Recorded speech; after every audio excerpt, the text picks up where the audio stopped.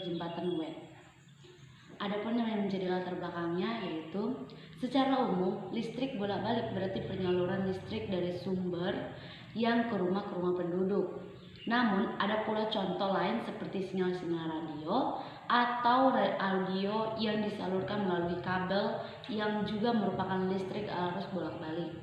Sebuah jembatan Wen adalah sebuah rangkaian jembatan yang digunakan untuk mengukur kapasitas yang diketahui dengan menyimbangkan beban dari 4 lengan, salah satunya berisi kapasitas yang diketahuinya.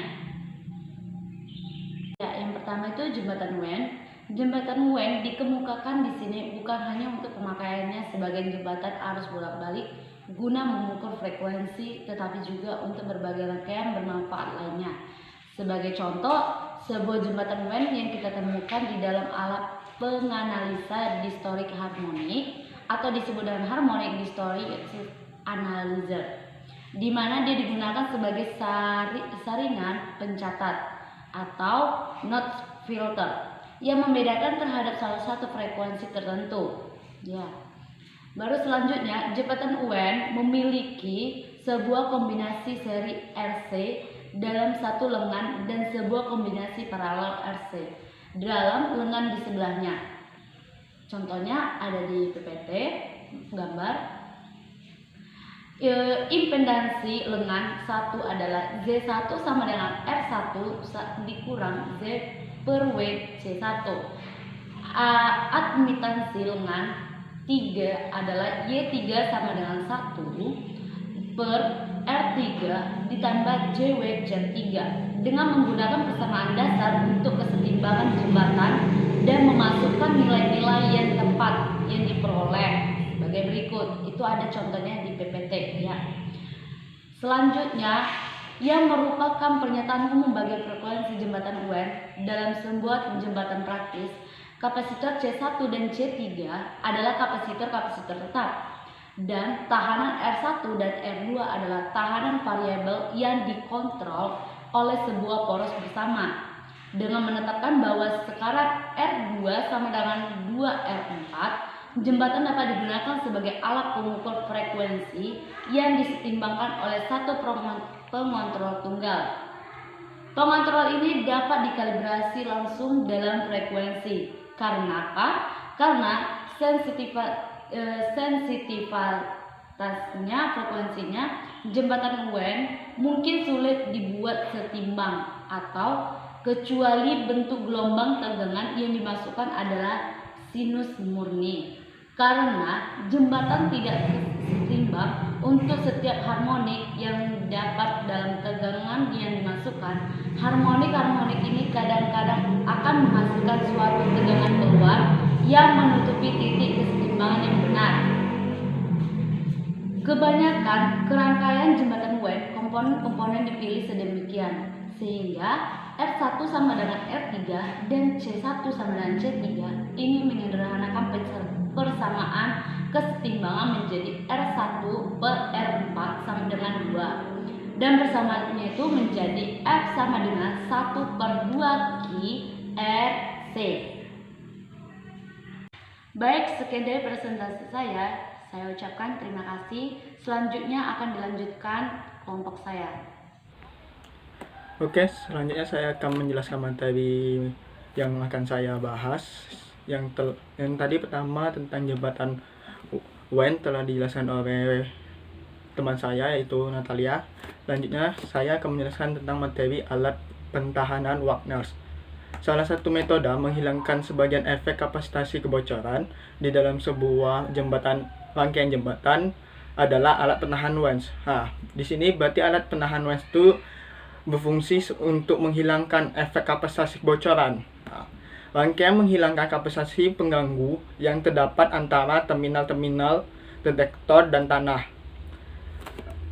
Untuk gambarnya nanti akan saya tampilkan di sebelah sini. Gambar menunjukkan rangkaian dari sebuah jembatan kapasitasi di mana C1 dan C2 menyatakan kapasitasi kebocoran.